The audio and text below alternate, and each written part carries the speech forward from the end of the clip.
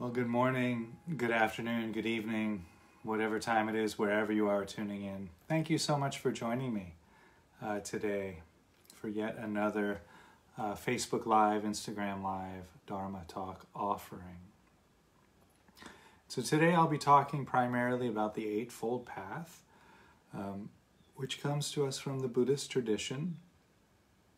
And traditionally, it is said to be the path that leads to the cessation of dukkha, or suffering. So that's a pretty tall claim, and I think it warrants investigating, right? If this is really the way out of our struggle with life. Well, I think we should really take a look at that. So before we move into the topic of today, I do have an announcement. So these Facebook Live sessions that I'm offering on Thursdays are really a ramp up to a 12-week online program that I'll be offering.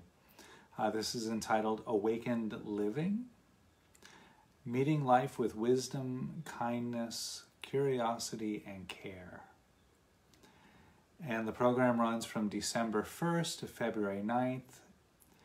This 12-week program is actually part one of a 3-part series, but each of these 3 parts are standalone. You don't have to commit to doing all 3. You could just do one. But I think it's just worth mentioning. So in this 12-week program, we're going to look at the 4 noble truths of the Buddhist tradition, or the 4 tasks, as I like to call them, and we're going to talk about that in a moment, and how we can practice these tasks. And as a way of practicing these tasks and investigating the reasons behind our struggles, we can free ourselves from those struggles. So that's the topic of the first 12-week course. The second 12-week course is tentatively entitled Embracing Change.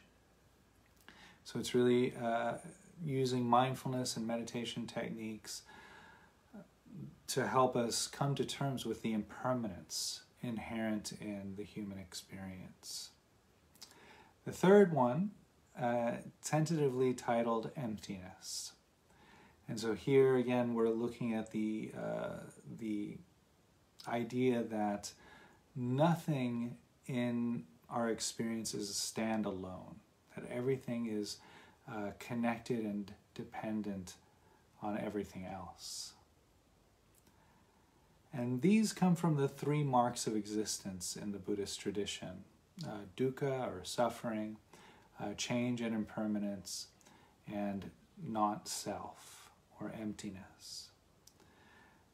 So if you have a background in Buddhist tradition, you probably know the 3 marks of existence. It's said that all living beings share these 3 marks of existence. We're all impermanent, we all suffer to some extent, and we're all really a non-self. I'm not going to go too much into the idea of not self now,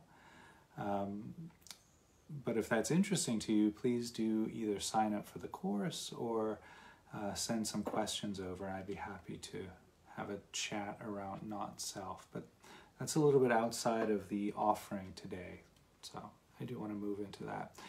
A little bit more about the 12-week program coming up. We'll be meeting once a week.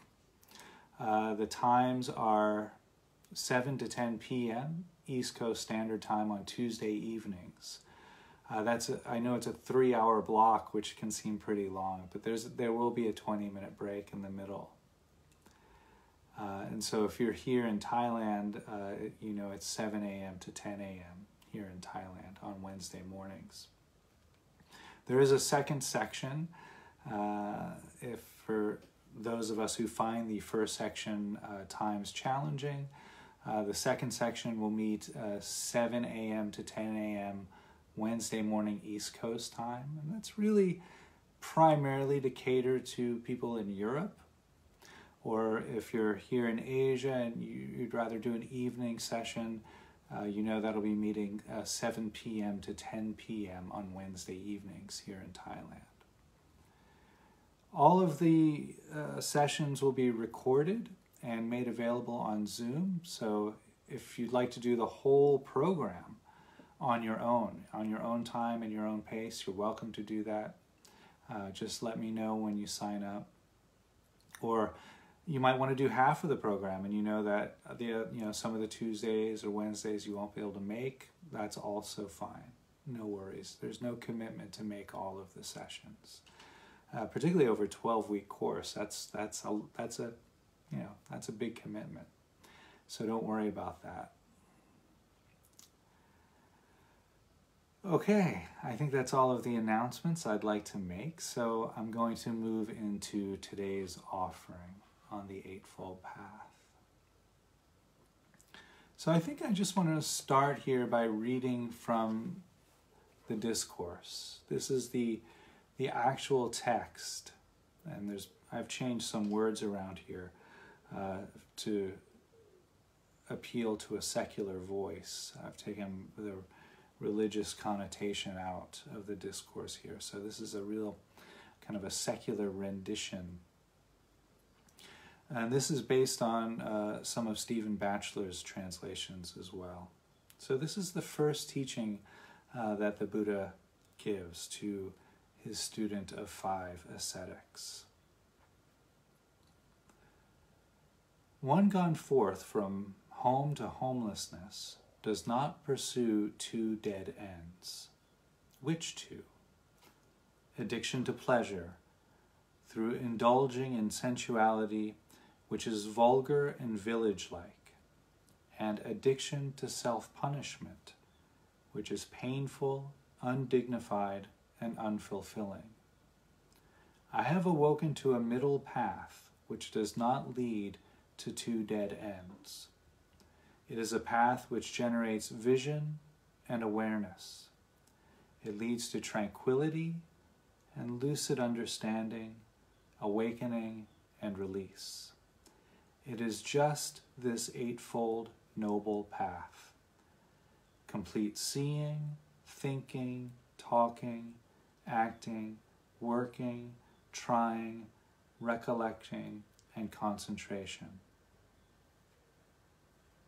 So I'm just going to stop there. That's about halfway through the discourse. But there, the Buddha just brought out what has come to us now to be known as the Eightfold Path. He says, and this is the path with 8 limbs or 8 branches. Appropriate seeing, thinking, talking, acting, working, trying, recollecting, and concentrating. So this is really an answer to the question, how do we live and flourish in this human experience? And so in the earlier sessions of the Thursday morning offerings, we took a look at the Fourfold Task, or what comes to us now traditionally as the 4 Noble Truths. And those tasks, the practices there are to fully know our struggles. The Buddha said to fully know dukkha. Dukkha is really often translated as suffering, but proves to be a problematic translation. It's really talking about the pain of life. Birth, sickness, aging, and death, not getting what one wants, and so forth. The second of these 4 tasks is to let go of our reactivity. That the reactivity that we indulge in often causes a great amount of suffering for ourselves and for others. The third task, to behold the cessation. When we can let go of our reactive patterns, there's a quality, a feeling, generally a somatic feeling, or it can be a feeling in the mind, a feeling in the heart. To get to know that feeling, because that's the fuel That's the fuel that allows us to walk the Eightfold Path. And that's the fourth of the four tasks, to cultivate a way of life which we can more easily and more readily know our struggles. The more readily we know our struggles, the easier we let go of our reactivity. We become more sensitive to what it feels like when we let go of our reactivity, which brings us more energy to cultivate a mindful way of life. The more mindful we are in life, the more we can fully know our suffering. And it's just this really wonderful and elegant upward spiral from there. Right? So there's no ending to the path. It's not that we do these 3 tasks and then we start the Eightfold Path, and then at the Eightfold Path we're enlightened into nirvana. Some translators, some teachers perhaps present it in that way. I find that to be very problematic. That it's just this never-ending cycle of cultivating this way of life so that we can fully embrace our struggle, our suffering, fully embrace life, really. In that fully embracing of life, we start to let go of our reactivity, which feels good. We learn to behold the cessation, which inspires us to continue bringing mindfulness to all aspects of our life. So let's talk about that for a while now. So the traditional translation of the 8 limbs, the Eightfold Path, if you have a Buddhist background, you're probably very familiar with this already. Right view, right intention, right speech, right action, right livelihood, right effort, right mindfulness, and right concentration.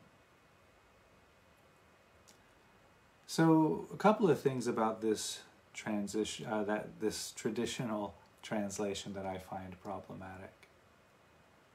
First, the word right, and this comes from the Sanskrit word sama. And so the translation of right from sama doesn't really translate as right. That translation is wrong, ironically. So there are perhaps some better translations or more accurate translations. I use the word appropriate here in the reading when I read the text there. I think that really speaks to the idea, appropriate view, appropriate intention, as this sort of, kind of lends itself to finding that middle way. What's the appropriate amount right here? What's the appropriate amount of concentration? What's the appropriate amount of mindfulness? Another translation is the right amount. Similar idea there. The right measure. A particular viewpoint. Having a viewpoint. The view of intention, the view of mindfulness. Skillful is a translation that I often gravitate to as well. Skillful view, skillful intention, skillful speech. I like that. And one of my favorites too is way to translate sama is complete. And so I like that too. Complete effort, complete livelihood, complete action, and so forth. For me, that really speaks to the idea of holding the whole picture in mind when we move forward. And then also, something that pops out at me as problematic to this very traditional translation of the Eightfold Path is that the view, intention, speech, action, they seem to to imply that there's a finish line, that when we cultivate right view, then we're awake in that sense, when we cultivate right intention. So it implies that there's a certain practice, and then we do that practice and accomplish a result. That's problematic. Because that leads to the dead end, right? The Buddha was saying, I found a middle way that doesn't lead to these two dead ends. But if we do a practice that leads to the end of right view, that's a dead end. That we stop there. So I like the idea of these, allowing that to be open, like in this translation, seeing, thinking, talking, acting, working. It's not implying that there's an end result that we need to land in and then we're somehow awake. But it's this constant endeavor, this constant practice of life. Like that. So I liked the idea of keeping them as verbs, right? So that it remains open. And then, I hate to, be harping on the translations, but I think it's worth mentioning here that, often this is called the Noble Eightfold Path, right? But that's actually not how the Sanskrit translates. The Sanskrit, Arya Atangiko Magga, I'm sure I got the pronunciation wrong, actually translates to the path of the noble ones, or the ennobling path. So the nobility is to the practitioner, not to the path itself. The path is just the path. It's just a pointer in how we can bring mindfulness to all aspects of our life. So the path itself ennobles the practitioner, and I think that's quite lovely, actually. So the Eightfold Path, traditionally, and this is part of the tradition that I actually adhere to or am fond of, it's given or taught in three branches. Sila, which is the branch of ethics and morality. Samadhi, which is the branch of meditation, mindfulness, and concentration. And Panya, or Prajna, which is the wisdom branch, appropriate understanding and appropriate intention. Like that. So, three branches here, and I'm not going to go into all three today. I don't have time for that. Plus, I'm doing another one next week, so I need to save something to talk about. So these are quite rich, and so I'm going to take a bit of a deep dive into right view and right intention today, which is the wisdom branch.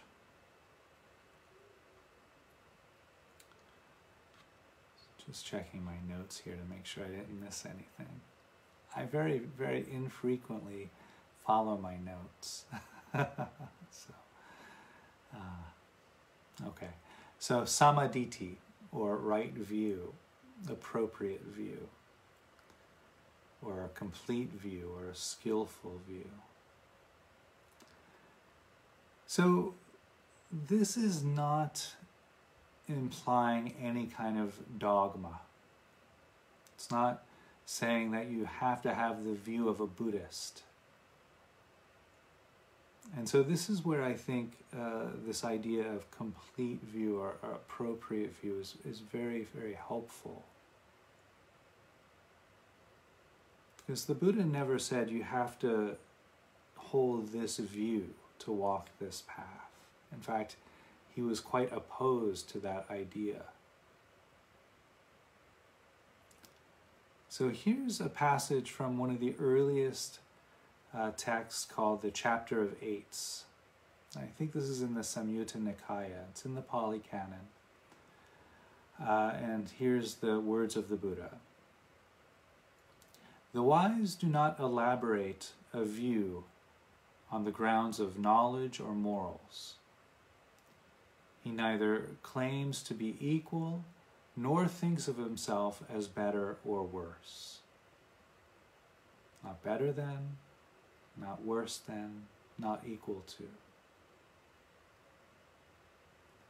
The wise lets go of one position without picking up another.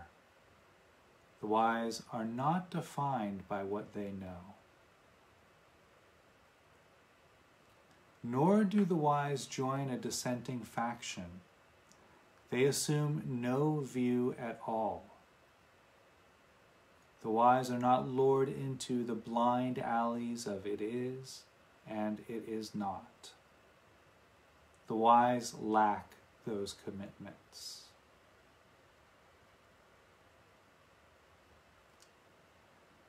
So the Buddha really, pretty strongly recommending that one holds views very lightly. In the Buddha's time, there was great arguments between it is and it is not, between eternalism and nihilism.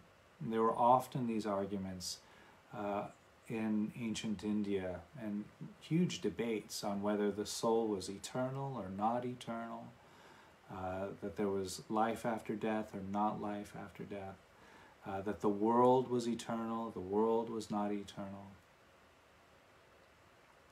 The Buddha would often say that all of this debating misses the point. It doesn't help us live a life in which we can flourish. And, just kind of recognizing that these debates have been going on for over 2,500 plus years, and we still haven't come to an answer.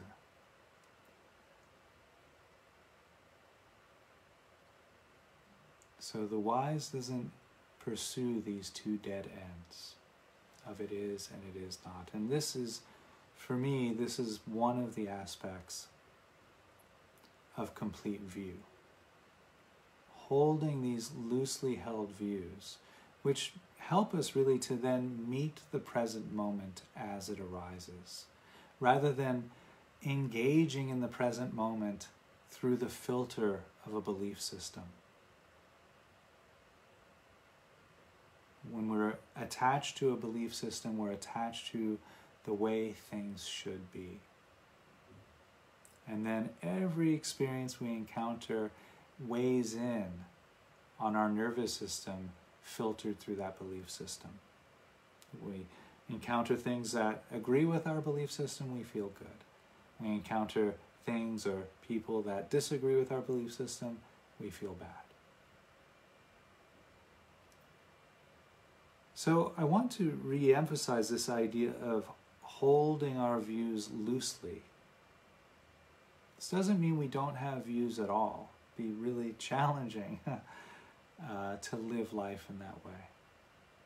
But just to recognize that the way we see the world and the way we think the world ought to be is often not the way the world is. And it's often not the way our fellow brothers and sisters, our other humans, see the world and experience the world. So by this type of complete view or appropriate view allows us to meet our fellow brothers and sisters, our human family, as humans, rather than as objects which personify a particular belief system that inevitably gives us something to struggle against.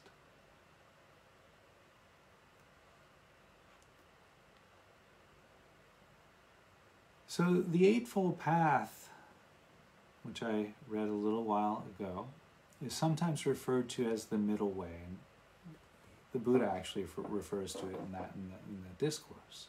I have found a middle way, and then he outlines the Eightfold Path.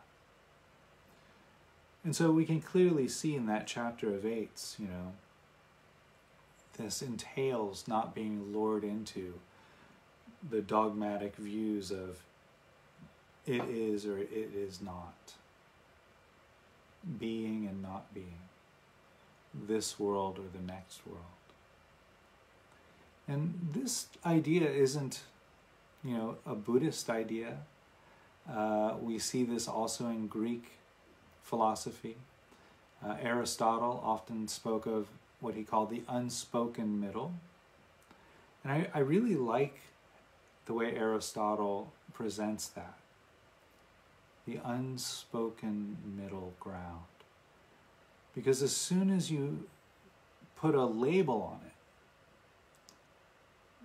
as a product of language, it creates an equal and opposite label. That's how language works. If we're experiencing our world, our experience through words, which most of us do, then our world arises in terms of opposites. And so both Aristotle and the Buddha and Nagarjuna and Huineng and many other teachers recognize that language doesn't capture the fluid, ephemeral experience of life. And so for these teachers and philosophers, the life or the path of freedom is the path beyond labels, the unspoken middle. So we can see and perhaps explore how we might fall into these extremes or other extremes in our day-to-day experience, right? We tend to think that how we see the world is how the world actually is, and our political view is an implication of how the world really should be, and our ideologies is really how the world is. But it's not. And so these practices that we'll be engaging in on the 12-week course, we'll be taking a real deep dive into how we can perhaps cultivate a complete view.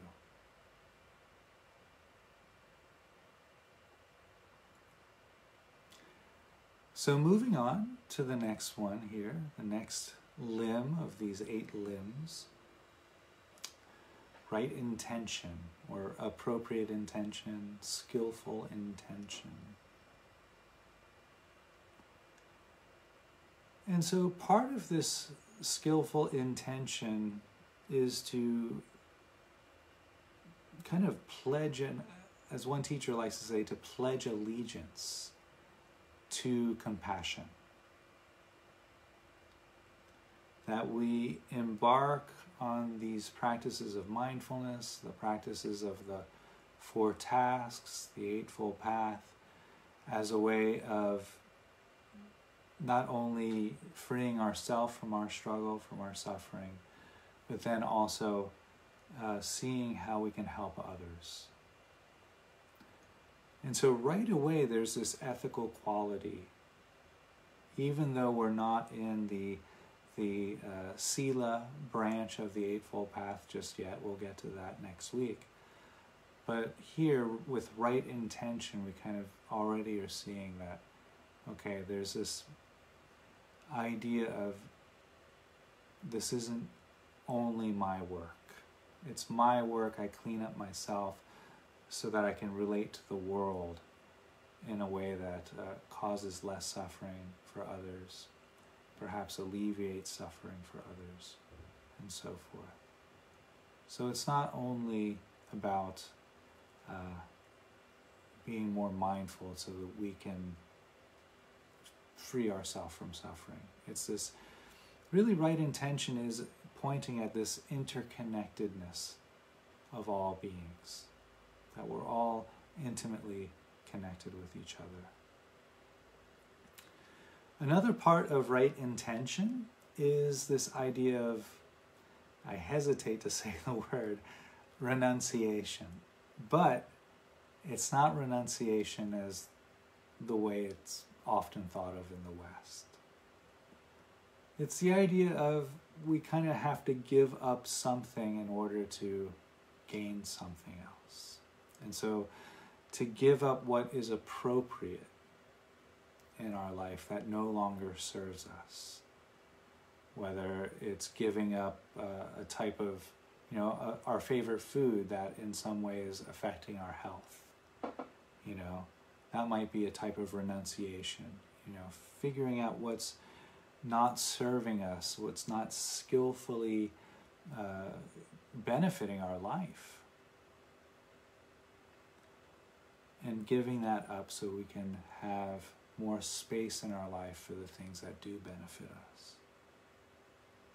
So that's the idea behind renunciation. So, as some of you know, I offer one-on-one meditation sessions online and in person. When I'm working with a beginning student, they often have that question, well, how do I, cultivate a practice? How do I, make a meditation practice a habit? And there is this quality of giving up something.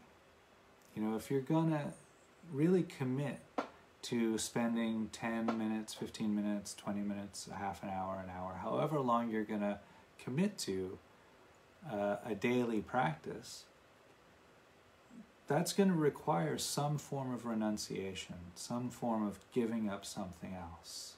That might have been your television time, or that might have been, whatever it was, that might have been your time to do something else, to scroll through Facebook or whatever it was. And so to make that conscious stepping away from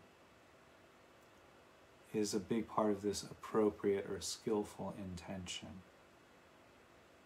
So giving up what is appropriate to give up so that we might have more space in our life to bring in things that would better serve us. It's not only in regards to meditation, if you really think about it, right? It could be learning an instrument. Or, if you want to read a book, you have to give up watching a movie, right? If you want to watch a movie, you have to put the instrument down. And so it's the same thing with meditation. It requires a mindful move of saying, okay, I'm going to give this up so I can cultivate this practice. So in the text that I just read here, the beginning of the text, the Buddha says, when one goes forth from home to homelessness. What does that mean for us? In the tradition, when the Buddha was around, that actually meant giving up a home life to become a monastic. That doesn't really apply to many of us. It doesn't apply to myself. It doesn't apply to, I think, all of the people that I work with as students. So what does that mean for a householder, for a family person, to go from home to homelessness? And so, again, it points to this idea of right intention or complete intention. We can look for the abodes of comfort that we've cultivated in our life. We can say, well, yeah, that perhaps that second cup of coffee in the morning doesn't really serve me anymore. I get quite jittery. So maybe that was one of the abodes that I cultivated.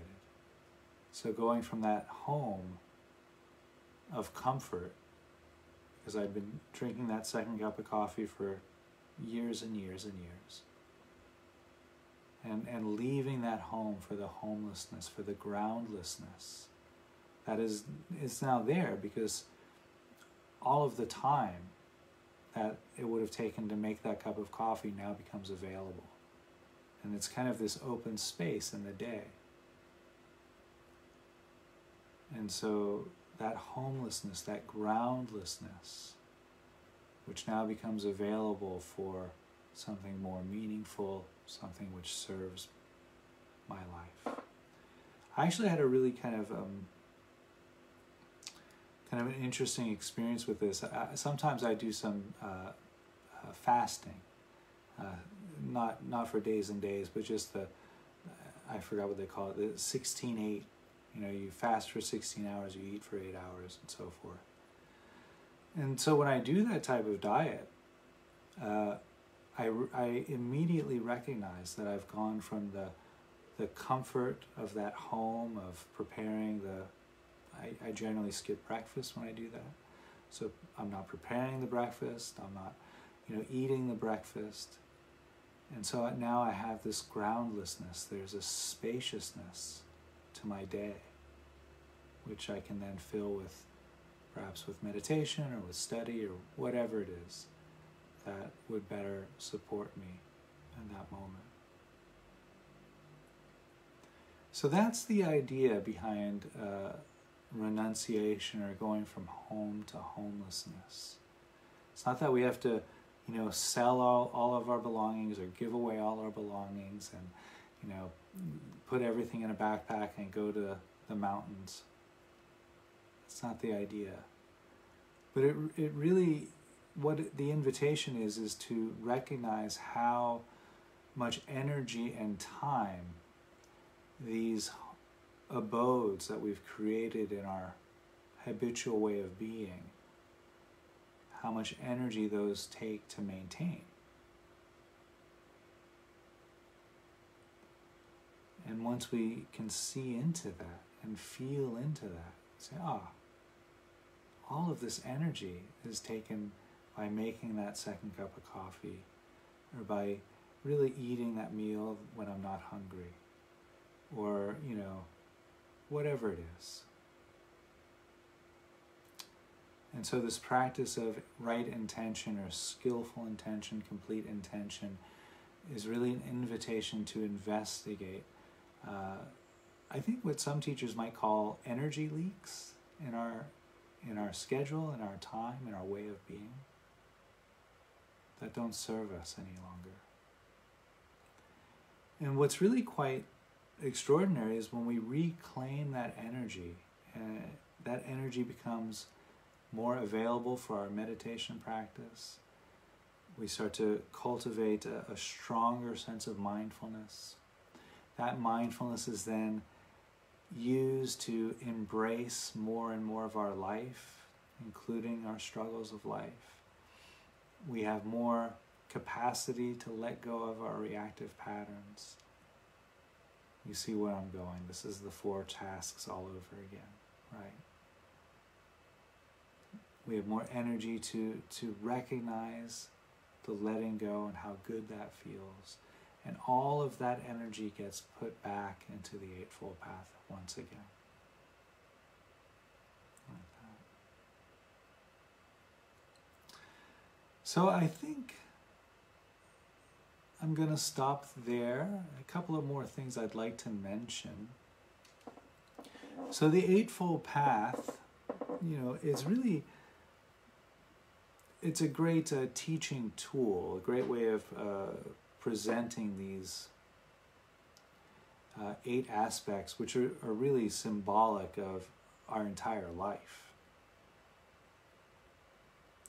Ethics, wisdom, and meditation practice, mindfulness.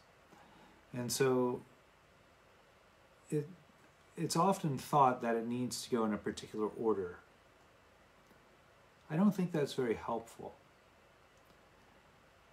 And so I'll finish the other branches or limbs of the Eightfold Path next week. But for now, I just want to mention that it's not that you have to cultivate right view and then cultivate right intention, and then cultivate right speech, and then cultivate right action, and so forth.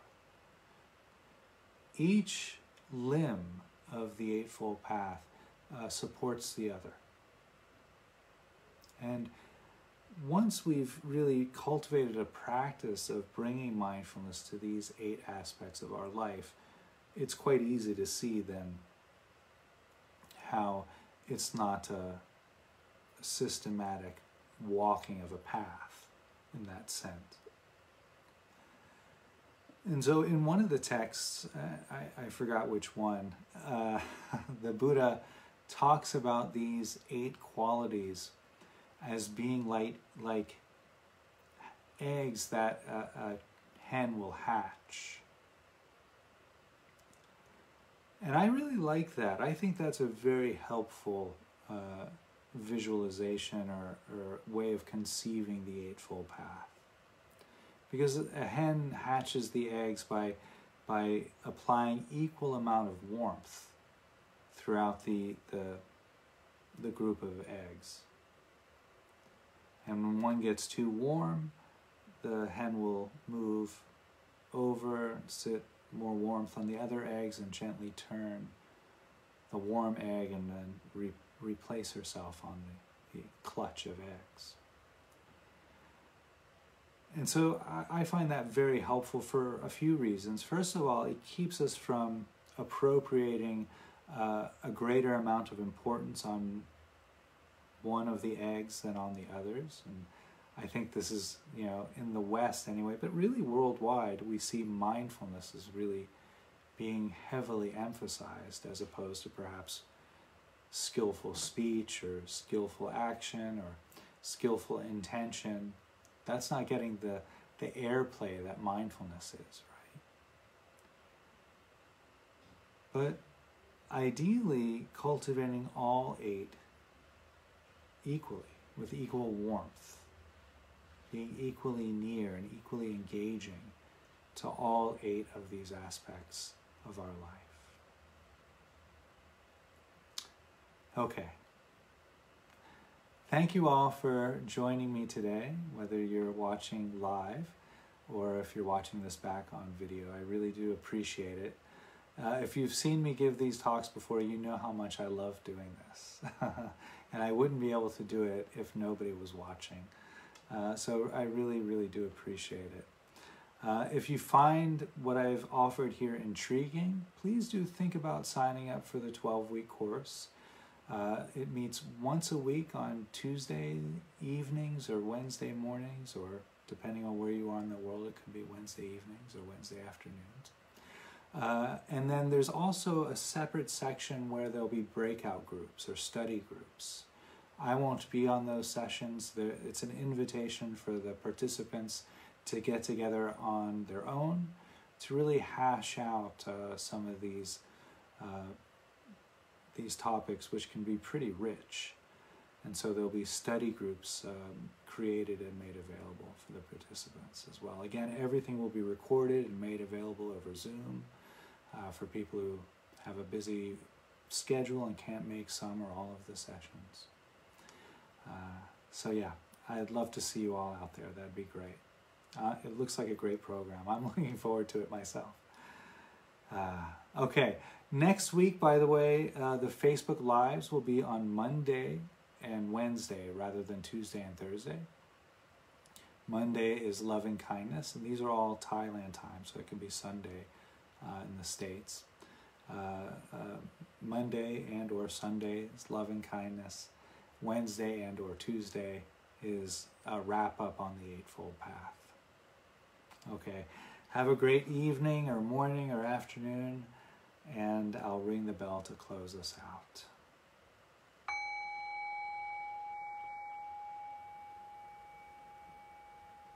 Thank you.